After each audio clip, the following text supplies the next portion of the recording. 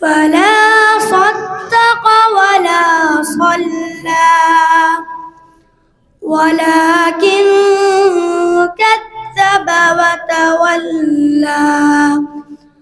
ثم ذهب إلى أهله يتمطى أولى لك فأولى ثم أولى لك فأولى أيحسب الإنسان أن يترك سدى ألم يكن نطفة من مني يمنى ثم كان علقة فخلق فسوى فجعل منه الزوجين الذكر والأنثى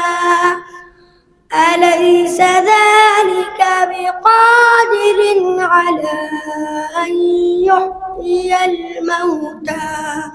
صدق الله العظيم.